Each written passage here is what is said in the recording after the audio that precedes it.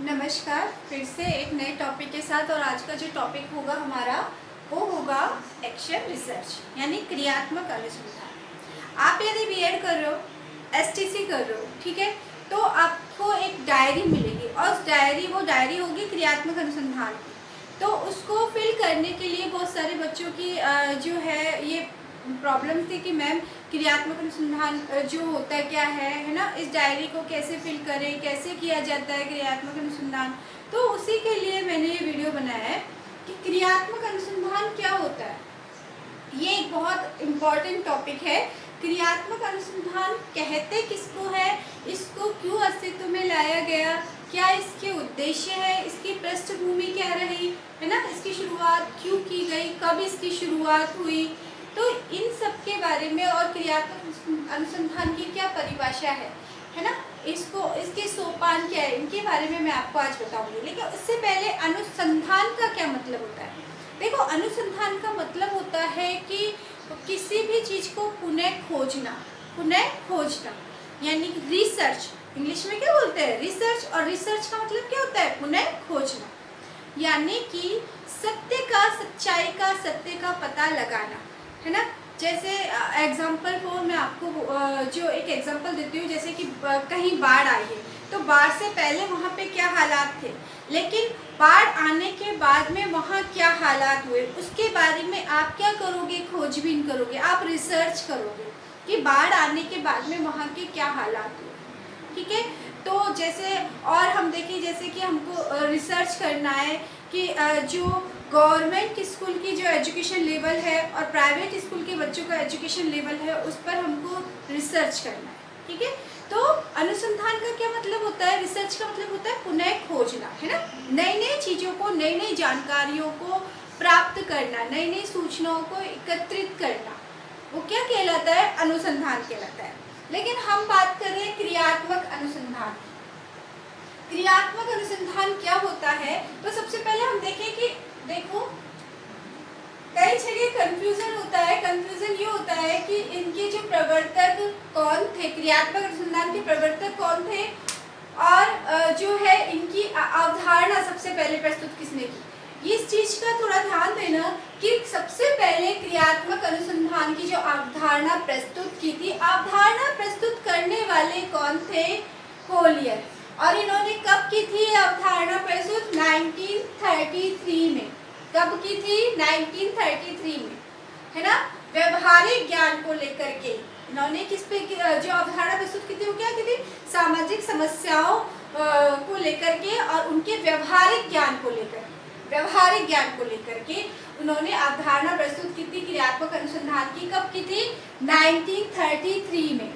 और ये कहाँ पे की थी, अमेरिका में। किसने की थी, कोलियर ने की थी। सबसे पहले क्रियात्मक अनुसंधान की अवधारणा प्रस्तुत किसने की थी, कोलियर ने की थी। कब की थी, 1933 में की थी। और ये कहाँ के थे, अमेरिका के, ठीक है। इन्होंने किस पे बल दिया, इनकी अवधारणा में किसको जो महत्व दिया गया था, व्यवहारिक ज्ञान को, ठीक है। और यदि बात करते हैं प्रवर्तक की, प्रधान प्रवर्तक की, जो कि इसको जो है लेकर के आए इस क्रियात्मक अनुसंधान को विद्यालय में, है ना, तो वो थे क्या, कौन थे, एस.एम. कोरे। कौन थे, एस.एम. कोरे, जो कि इनके प्रधान प्रवर्तक माने जाते हैं। अवधारणा प्रस्तुत करने वाले कोलियर थे 1933 में अमेरिका में, ठीक है। लेकिन इसके यदि प्रधान प्रवर्तक पूछा जाए तो प्रधान प्रवर्तक कौन थे, एस.एम. कोरे थे। 1953 में इन्होंने जो है इसकी क्रियात्मक अनुसंधान की क्या की, क्रियात्मक अनुसंधान को 1953 में एस.एम. कोरे लेकर के आए सामने। और इन्होंने जो ये क्रियात्मक अनुसंधान जो ये लेकर के आए थे, वो इसलिए क्रियात्मक अनुसंधान को इसलिए इन्होंने आवश्यक माना, है ना। और इस उद्देश्य के साथ उन्होंने क्रियात्मक अनुसंधान का प्रतिपादन किया, ताकि विद्यालयों में होने वाली समस्याओं, बच्चों से रिलेटेड या शिक्षकों से रिलेटेड, है ना, या विद्यालय प्रणाली की जो भी समस्याएं होती है, वो विद्यालय के उनको सुधार लाने के लिए, तो विद्यालय की कार्यप्रणाली में सुधार लाने के लिए विद्यालय समस्याओं से संबंधित विद्यालय के अभिक्रमियों द्वारा किया गया अनुसंधान क्या कहलाता है?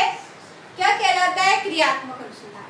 ठीक है, तो क्रियात्मक अनुसंधान को वो क्यों लेकर के आए थे? ताकि विद्यालय की कार्य प्रणाली में सुधार लाया जा सके, है ना, विद्यालय के शैक्षिक स्तर को सुधारा जा सके, जो भी समस्याएं हैं शिक्षकों से रिलेटेड, विद्यार्थियों से रिलेटेड, उन समस्याओं का पता लगा करके उनको दूर किया जा सके। इसलिए क्रियात्मक अनुसंधान का प्रयोग शिक्षा के क्षेत्र में किया जाता है।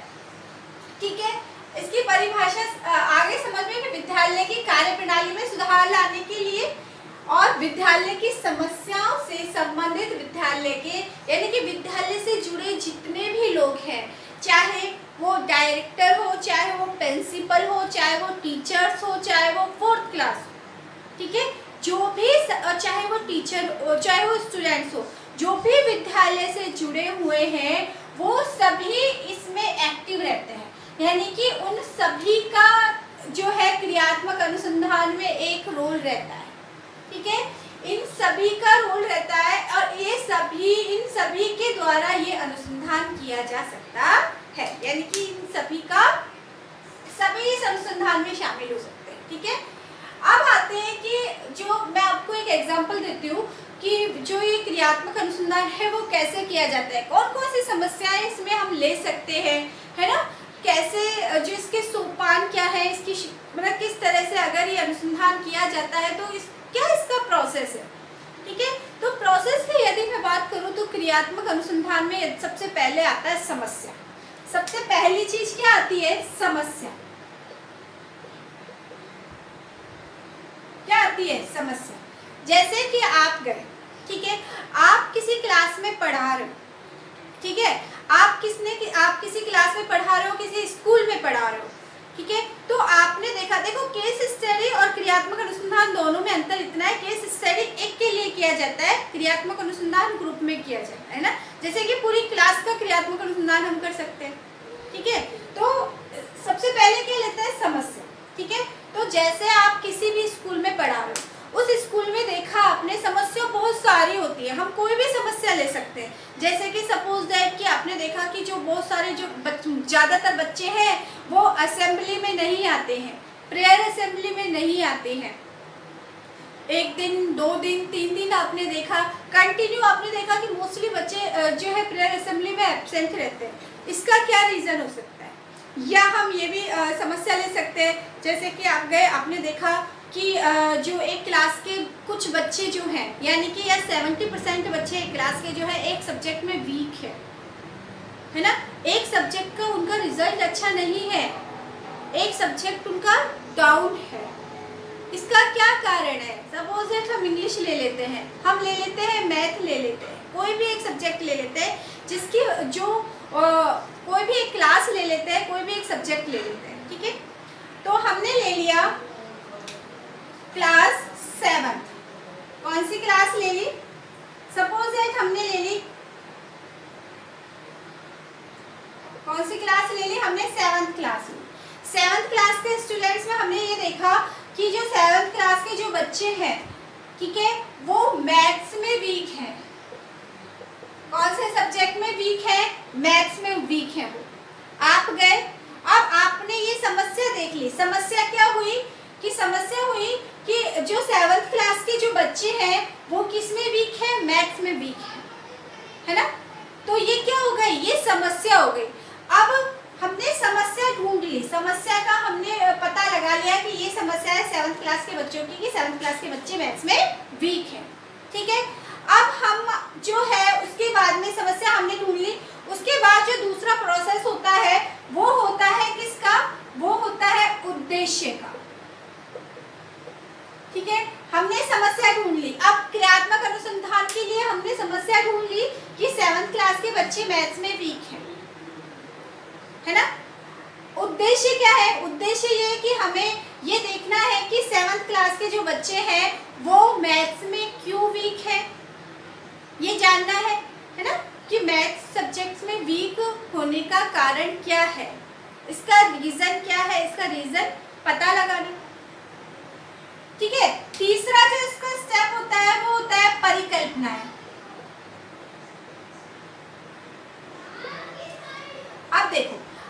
हमने ये समस्या ले ली कि 7th क्लास के बच्चे जो है मैथ्स में वीक है। ठीक है, आपने देखा कि मैथ्स में वीक है, कैसे पता लगा आपको? आपको पता हम कैसे भी लगा सकते हैं। पता कैसे लगा? आप उस क्लास में गए, ठीक है, उस क्लास में कुछ बच्चों से आप मैथ्स पढ़ाने के लिए गए, कुछ बच्चों से आपने जो है मैथ्स के कुछ क्वेश्चन सॉल्व करवाए, ठीक है, आपने 2-3 दिन क्लास ली और क्लास लेने के बाद में तो आपको पता लगा, फिर आपने क्या किया? आपने उन बच्चों का टेस्ट भी लिया। टेस्ट लिया तो उन बच्चों का रिजल्ट मैथ्स में अच्छा नहीं आया अकॉर्डिंग और दूसरे सब्जेक्ट्स के अगर हम देखें, है ना, और दूसरे सब्जेक्ट्स के मुकाबले जो मैथ्स में जो है वो उनका रिजल्ट क्या रहा? डाउन रहा। आपने टेस्ट लिया, अब आपको क्या करना है कि आपको कैसे भी करके इसका रीज़न जानना है, इसका कारण जानना है, ठीक है। आपका उद्देश्य यही हो गया। अब आपको इसका कारण जानना है तो आपको क्या करना होगा? परिकल्पनाओं का निर्माण करना होगा। परिकल्पनाएं क्या होती हैं? परिकल्पनाएं होती हैं कि हमको यदि किसी भी समस्या के कारण जानना है ना, कोई भी समस्या हो, यदि हमें उसका कारण जानना है तो हमको एक कहते हैं ना कि एक जो जिसके वो रास्ता जिसके जरिए हम वहाँ तक पहुँच सकते हैं, तो वो रास्ता होता है परिकल्पनाएं। जैसे हमने ये समस्या यही ले ली कि मैथ्स जो है ये 7th क्लास है, जो मैथ्स में जो इसके बच्चे क्या है? वीक है, मैथ्स इनकी वीक है, कमजोर है। अब आपने इसमें हाइपोथेसिस बनाई, है ना, परिकल्पनाएं, हाइपोथेसिस, परिकल्पनाओं को इंग्लिश में हाइपोथेसिस बोलते हैं, ठीक है। अब आपने परिकल्पनाओं का निर्माण किया, ठीक है। परिकल्पनाओं का निर्माण मतलब कि आप पहले से ये आइडिया लगा सकते हो कि ऐसा क्यों हो सकता है, क्या क्या इसके कारण हो सकते हैं। तो पहला कारण आपने लिया कि जो मैथ्स का जो टीचर है ना, या हमें कह सकते हैं कि जो गणित का शिक्षक जो है वो उसकी गणित के शिक्षक का जो शिक्षण है वो विद्यार्थियों को प्रभावित नहीं कर रहा है। पहली परिकल्पना क्या हुई कि गणित के जो शिक्षक हैं उनका शिक्षण विद्यार्थियों को प्रभावित नहीं कर रहा है, या बच्चे जो है रुचि नहीं ले रहे हैं, है ना। दूसरी परिकल्पना आप ये हो गई कि जो काफ़ी दिनों से, है ना, इस सब्जेक्ट का जो टीचर है वो क्लास में नहीं लगाया गया है ना। कुछ भी रीज़न जो भी आपको लगता है कि ये रीज़न हो सकता है मैथ्स में वीक होने के, तो वो रीज़न को, उन रीज़न्स को लेकर के आप अपनी परिकल्पनाएं बना सकते हो, और उन परिकल्पनाओं के आधार पर आप आगे का प्रोसेस जो होगा ना वो उन परिकल्पनाओं के आधार पे होगा। उन परिकल्पनाओं के आधार पर ही आप इंफॉर्मेशंस कलेक्ट करोगे। जो भी जानकारियां आपको कलेक्ट करनी होगी उन परिकल्पनाओं के आधार पर ही करनी होगी, ठीक है। 2 परिकल्पनाएं हमने बना ली। तीसरी परिकल्पना ये भी हो सकती है, क्या हो सकती है कि जैसे जो टीचर लगाया गया था, है ना, यहाँ कि गणित का जो शिक्षक है या गणित के जो अध्यापक है उनको उनकी जगह दूसरे अध्यापक जो है वो लगा दिए, है ना। पहले दूसरे टीचर थे, बाद में दूसरे टीचर लगा दिए गए, है ना। ये भी तो इस तरह से कोई भी जो है 3-4 हमने परिकल्पनाएं हमने ले ली, परिकल्पनाओं का हमने निर्माण कर लिया जो हमको लगता है कि हाँ ऐसा ऐसा ऐसा ऐसा इसका रीजन हो सकता है, ठीक है। हमने परिकल्पनाओं का निर्माण कर लिया, हाइपोथेसिस का निर्माण कर लिया। जैसे मैं एक और एग्जांपल देती हूँ। एग्जांपल ये कि यदि एक बच्चा बार बार एक ही क्लास में फेल होता है, ठीक है, अब उस फेल होने का कारण जानने के लिए जो है उस बच्चे के ऊपर क्या किया जाता है? रिसर्च किया जाता है। अगर उस बच्चे के ऊपर रिसर्च करेंगे तो उसमें यदि हम परिकल्पनाओं की बात करते हैं कि ऐसा क्यों हुआ, है ना, ये रिसर्च करने के लिए कि भाई ऐसा ये बच्चा जो है केस स्टडी की कि ये बच्चा बार बार क्यों फेल हो रहा है, तो उसमें यदि हम परिकल्पनाओं के निर्माण करेंगे तो हम कौन कौन सी चीज़ों को, कि इस बच्चे की बुद्धि जो है वो क्या है, IQ लेवल है वो कम है, ठीक है, ये भी हो सकता है इसका कारण। दूसरा है कि इस बच्चे का जो घर का जो एनवायरनमेंट है, वातावरण है, वो क्या बच्चे के अकॉर्डिंग, बच्चे के अनुरूप नहीं, शिक्षक जो है उसके अनुरूप नहीं है ना।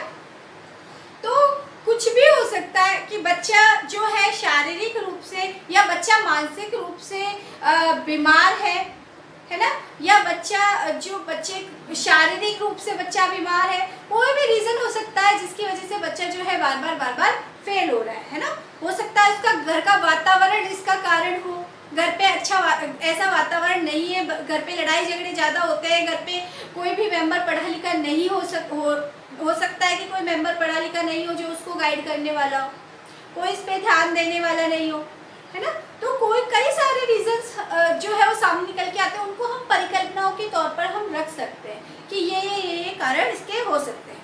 ठीक है, तो हमने क्या कर लिया, परिकल्पनाओं का निर्माण कर लिया। अब परिकल्पनाओं के आधार पे, जैसे कि हमने परिकल्पनाओं का निर्माण किया, ठीक है, अब हमने क्या किया, हम प्रिंसिपल सर से आप मिले, ठीक है, प्रिंसिपल सर से पूछा इसका कारण क्या हो सकता है, ठीक है। दूसरा, आपने और टीचर जो मैथ्स के जो पहले जो मैथ्स पढ़ाते थे उन मैथ्स के टीचर से आप मिले, मैथ्स के टीचर से आपने बात की, बच्चों से आपने बात की, सबसे अपनी इंफॉर्मेशंस कलेक्ट की। अब आपने सबसे इंफॉर्मेशंस कलेक्ट कर ली, लास्ट में आपको क्या लगा, लास्ट में आपको लगा कि जो मैथ का जो टीचर है वो जो काफ़ी दिनों से अनुपस्थित है ना। तो इसीलिए बच्चे, क्योंकि बच्चों की मैथ की क्लास नहीं लग पा रही है ना, और मैथ की क्लास नहीं लग पा रही है, इसीलिए बच्चे जो है वो बच्चों का रिजल्ट जो मैथ में डाउन है, इसीलिए बच्चे मैथ में वीक है। भाई इसके लिए आपने क्या किया, आपने रिसर्च की ना, आप प्रिंसिपल सर के पास गए, आप बच्चों से मिले, आप टीचर्स से मिले, सारी इंफॉर्मेशंस आपने कलेक्ट की, और कलेक्ट करने के बाद में एक रीज़न आपके सामने आया, ठीक है, रीज़न आपको पता लग गया। इसका मतलब क्या हुआ, आपने सारी इंफॉर्मेशंस कलेक्ट कर ली और उन परिकल्पनाओं के आधार पर आपने इंफॉर्मेशंस कलेक्ट की, सूचनाएं कलेक्ट की। अब आपने क्या किया, इन परिकल्पनाओं का आपने क्या किया, परीक्षण किया। परीक्षण कैसे करोगे, है ना, इन परिकल्पनाओं का परीक्षण जांच कैसे करोगे कि आपकी परिकल्पनाएं सही है या नहीं है, ठीक है। अगर आपने जैसे जांच किया, आपकी एक परिकल्पना थी, क्या थी कि जो टीचर मैथ का जो टीचर है वो काफी दिनों से अनुपस्थित था, यानी कि बच्चों की मैथ की क्लास नहीं लगी, है ना। वो आपके जो है आपने जब सब छानबीन करी तो ये चीज आपके निकल करके सामने आई। अब आपने इसका क्या किया, आपने जो है क्या निष्कर्ष निकाला कि ये कारण है। अब उस कारण को आधार मान करके और आपने क्या किया, आपने उन बच्चों को मैथ्स का टीचर प्रोवाइड करवाया, उन बच्चों को मैथ्स का टीचर प्रोवाइड करवाया, और उसके बाद में आपने देखा कि जो बच्चे का जो मैथ का रिजल्ट है वो अब बच्चे जो है मैथ का रिजल्ट बच्चे का अच्छा जा रहा है, यानी कि बच्चे अब मैथ्स में वीक नहीं रहे, उनका रिजल्ट पहले डाउन था अब अप हो रहा है ना। तो अगर अब बच्चे रिजल्ट अच्छा दे रहे तो इसका मतलब ये है कि जो भी आपकी जो आपने आपका जो रीज़न आपने निकाला था ना कि भाई मैथ के टीचर की वजह से नहीं, अनुपस्थित रहने की वजह से बच्चों का जो है मैथ का रिजल्ट डाउन जा रहा है, तो वो क्या हो गया, वो सक्सेस हो गया, वो सफल हो गया, यानी कि आपका जो क्रियात्मक अनुसंधान है वो क्या हो गया, सफल हो गया, ठीक है। आपने बच्चों का दोबारा टेस्ट लिया, टीचर प्रोवाइड करवाया मैथ का टीचर प्रोवाइड करवाने के बाद में कुछ दिनों बाद में आपने बच्चों का फिर से टेस्ट लिया, तो रीजन क्लियर हो गया, आपकी जो क्रियात्मक अनुसंधान है वो क्या हो गया, सफल हो गया, सक्सेसफुल हो गया।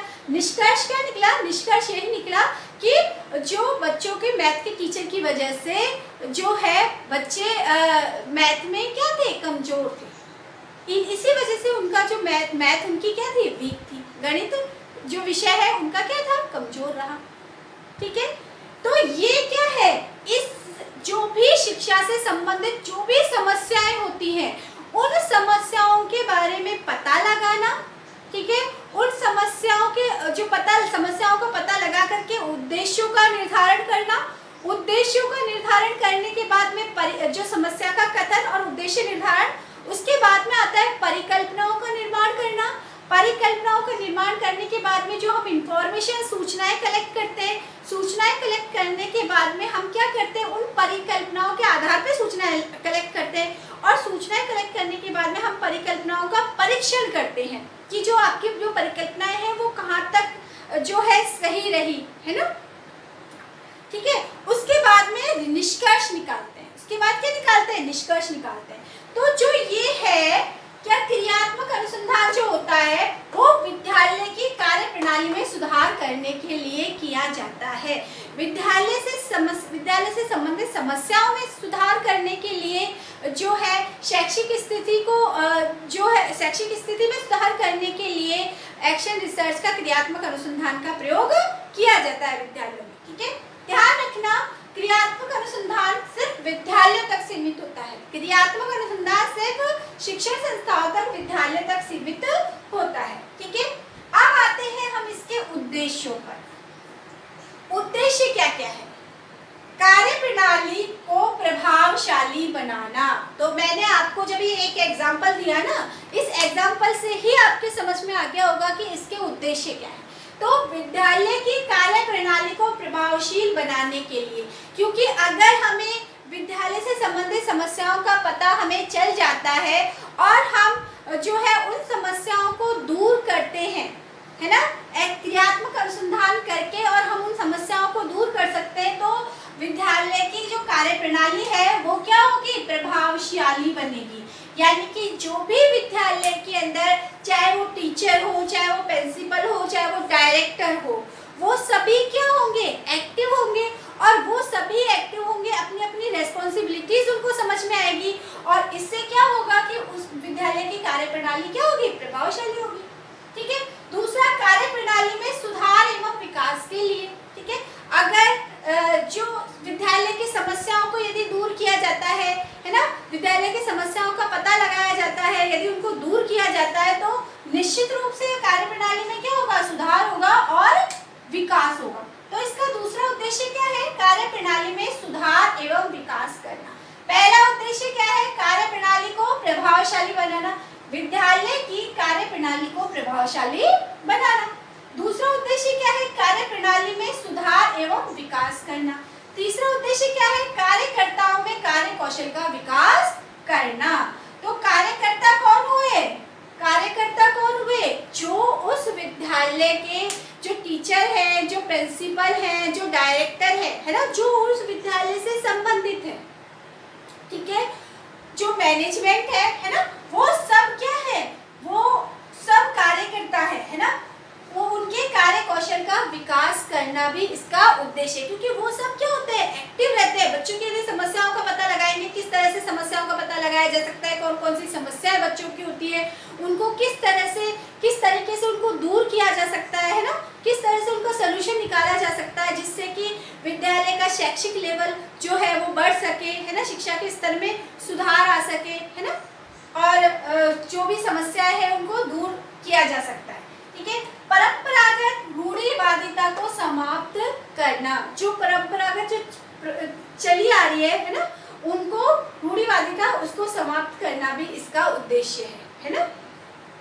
परंपरागत, दूसरा, शिक्षा में सुधार लाना। तो ये तो है कि शिक्षा में सुधार लाने के लिए यदि हम ये होता ही किस लिए? विद्यालय से संबंधित सभी समस्याओं को जानना और उनको दूर करने के लिए, यानी विद्यालय की कार्य प्रणाली में सुधार करने के लिए क्रियात्मक अनुसंधान किया जाता है ना।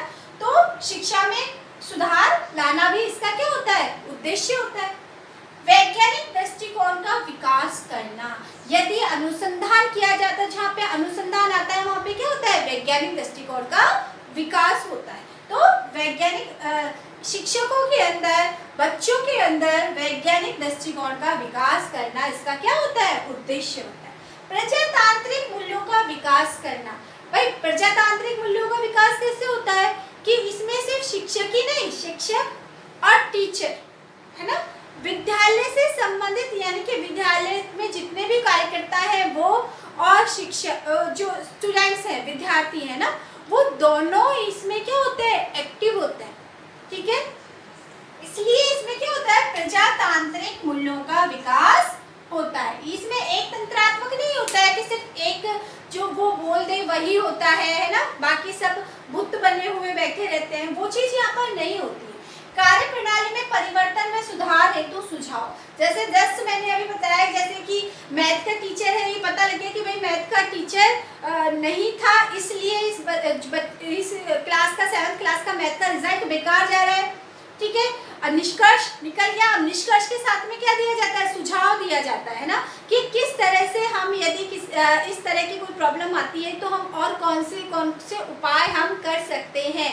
और किस किस तरह से हम कौन कौन सी समस्याओं को लेकर के हम जो है रिसर्च कर सकते हैं, एक्शन रिसर्च कर सकते हैं, है ना।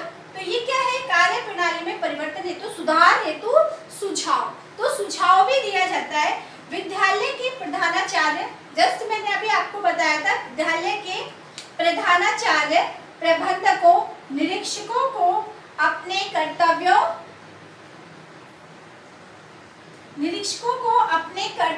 व उत्तरदायित्वों के प्रति जागरूक करना, है ना। तो विद्यालय के प्रधानाचार्य प्रबंधकों, जैसे कि पूरा जो स्टाफ है ना, प्रिंसिपल से लेकर के मैनेजमेंट से लेकर के टीचर से लेकर के सभी को अपनी अपनी रेस्पॉन्सिबिलिटीज, अपनी अपनी जिम्मेदारियों के प्रति क्या होना, सजग करना, है ना। ये क्या है, जागरूक करना, ये क्या है, इसका उद्देश्य होता है क्रियात्मक अनुसंधान का, ठीक है। अपने स्वयं मूल्यांकन की प्रवृत्ति का विकास करना। तो स्वयं मूल्यांकन की प्रवृत्ति का कैसे विकास होता है भाई, स्वयं मूल्यांकन की प्रवृत्ति का कैसे विकास होता है भाई, एक टीचर या जो है उस शिक्षण संस्थान या उस विद्यालय के जो हम ये कहते हैं मैनेजमेंट हो, चाहे प्रिंसिपल हो, चाहे शिक्षक हो, है ना, जो क्या करते हैं, समस्या के बारे में पता लगाते हैं, है ना। तो उस समस्या के बारे में पता लगाएं तो इसमें क्या होता है, स्वयं का मूल्यांकन भी होता है।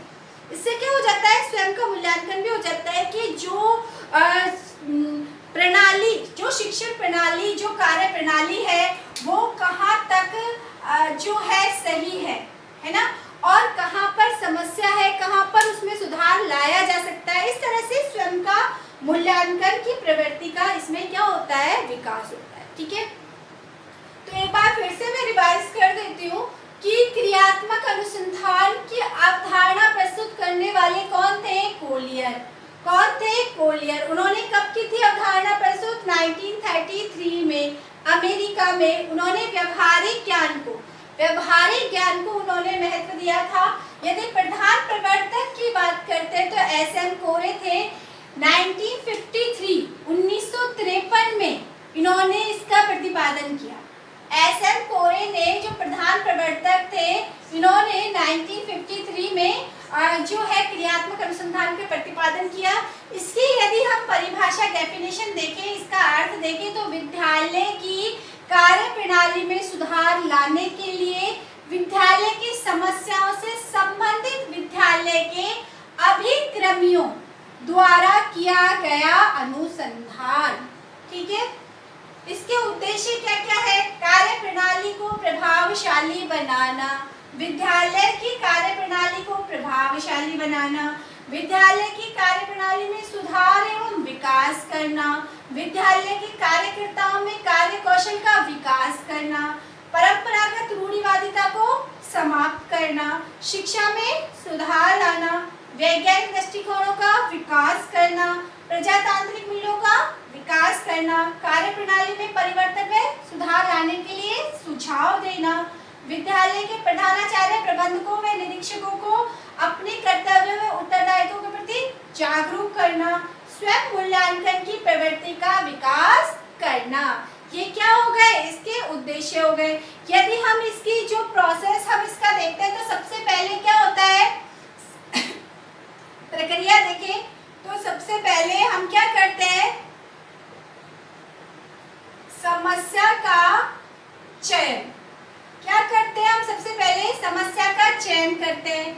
उसके बाद में हम क्या करते हैं, समस्या का चयन हमने कर लिया, फिर समस्या कथन या उद्देश्य कथन, ठीक है। उद्देश्य, हम इसका उद्देश्य का निरूपण करेंगे, है ना, और समस्या कथन,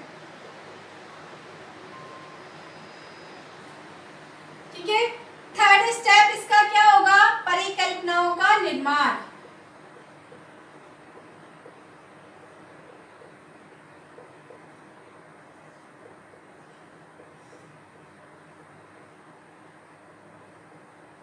ठीक है। चौथा इसका होगा परिकल्पनाओं का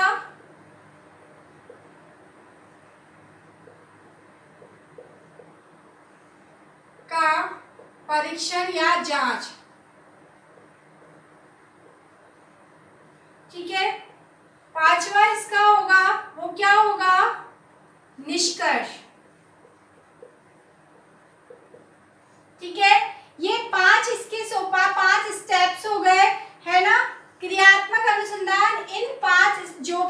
जो क्रियात्मक अनुसंधान का जो प्रोसेस है, प्रक्रिया है, वो इन 5 स्टेप से होकर के गुजरती है। ठीक है, तो मेरे ख्याल से आपको क्रियात्मक अनुसंधान एक्शन रिसर्च समझ में आ गया होगा। अगर फिर भी कहीं भी कोई भी प्रॉब्लम है, कोई भी डाउट है, तो आप मुझे मैसेज बॉक्स में मैसेज करके और आप अपने डाउट्स क्लियर कर सकते हो। तो आज के लिए इतना ही काफ़ी है। Have a nice day, take care.